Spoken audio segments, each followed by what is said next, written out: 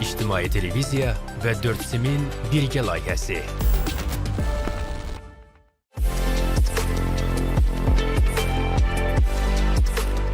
Bir neçə il əvvəl süni intellekt deyəndə ağlımıza əsasən elmi fantastik filmlərdə gördüklərimiz texnologiyalar və robotlar gəlirdi və bu daha çox gələcəkdə baş verəcək fantastik konsepsiya kimi qəbul edilirdi. Artıq günümüzün reallığına çevrilən süni intellekt həyatımızın ayrılmaz hissəsidir. Bəs süni intellekt nədir? Süni intellekt ilk əvvəl bir nəzəriyyədir və bir metoddur. Əsas faktor insan olaraq qalır və insanın fiziki əməyinin azaldılması üçün, istismarının azaldılması üçün gündəlik həyatımızda məişət texnikasında, texnologiyada ən çox istifadə olunan süni intellekt metodlardır.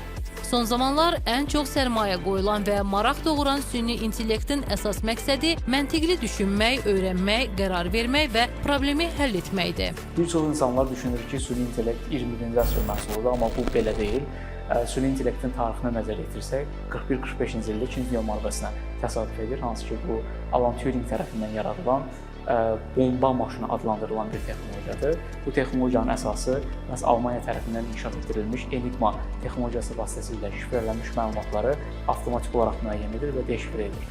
İllər boyu bu sahədə ciddi kəşflər edildi və süni intellekt həyatımıza daha çox nüfuz etdi. Siri, Google Assistant, Alex kimi rəqəmsal köməkçilər və səs tanıma texnologiyaları vasitəsilə kompüterlə ünsiyyət qurub ondan cavablar almaq artıq heç kimi təəccübləndirmir. Süni intellekt dövründə şahmat oyununda kompüterə uduzmaq belə normal hal sayılır.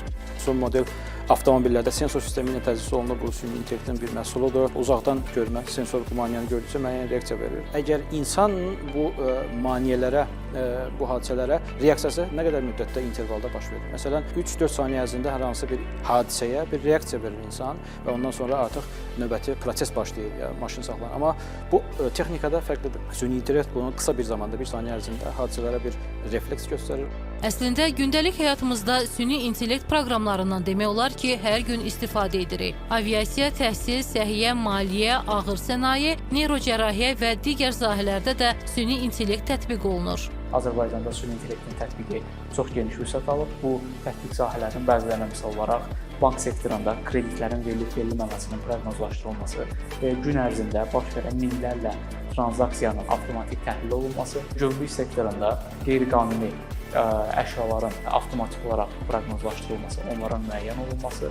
Hətta ölkəmizdə Azərbaycan dilində generativ süni intellektin formalaşdırılması istiqamətində işlər görülür. Bununla bağlı artıq 400 milyondan çox sətirdən ibarət data süni intellekt öyrədilib və qanunvericiliyə aid bütün suallar bir neçə saniyəyə Azərbaycan dilində cavablandırılır.